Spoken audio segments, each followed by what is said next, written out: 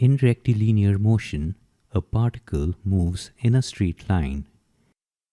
It could be moving along the x-axis or the y-axis or any straight line. Also, it could be moving with a constant velocity or even a constant acceleration.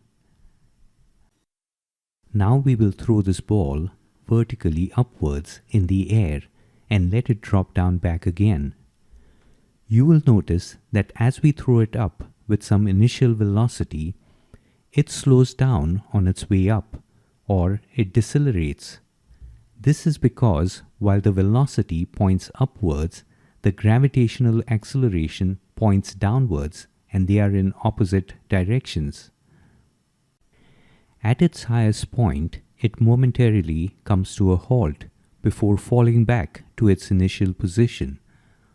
On its way down, since its velocity and acceleration are both in the same direction, its speed will increase. This is an example of rectilinear motion along the y-axis.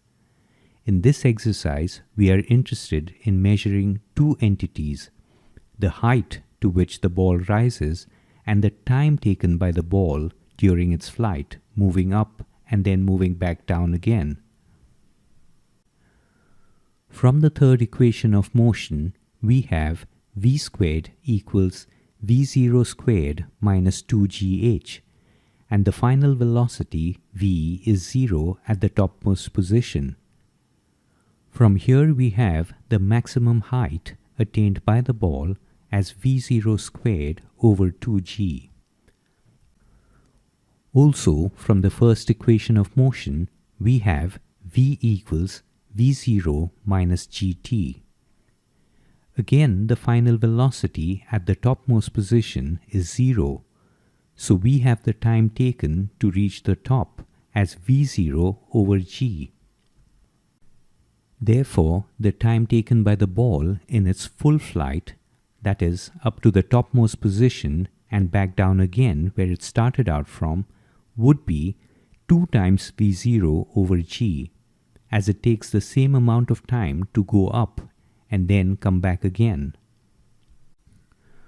Also, suppose the velocity of the ball when it was launched is v0, then the final velocity when it reaches back to the starting location after the flight would also be v0, but this time it would be in the opposite direction. Now we launch the projectile not vertically or horizontally, but at some angle with the ground.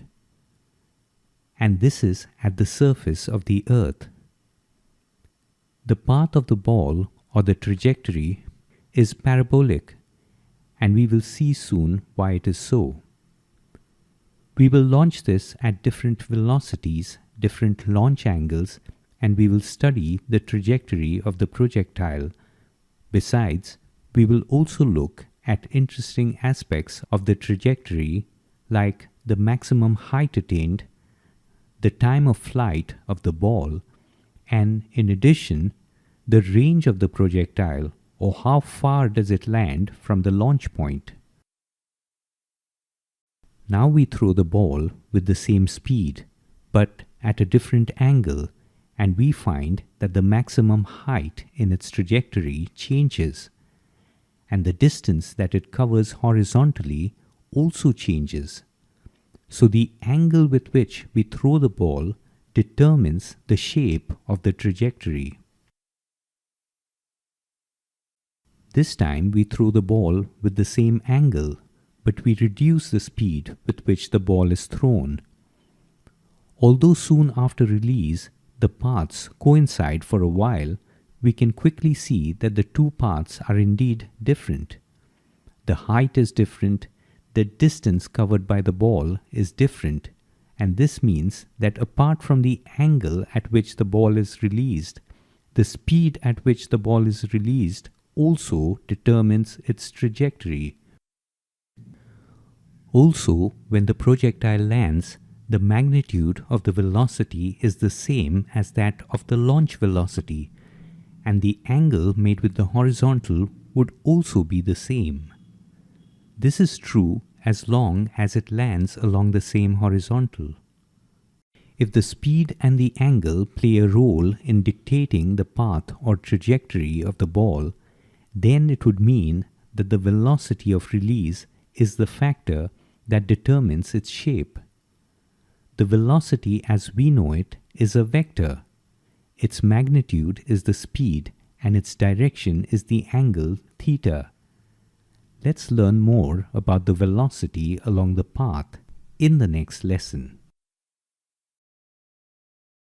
When we launch a particle at an angle with the horizontal, which is not 90 degrees, the particle follows a parabolic trajectory. The shape of the trajectory is determined by the initial velocity with which we launch it and the initial launch angle. The magnitudes of the initial and final velocities would be the same, and the projectile would land with the same angle with the horizontal as the launch angle.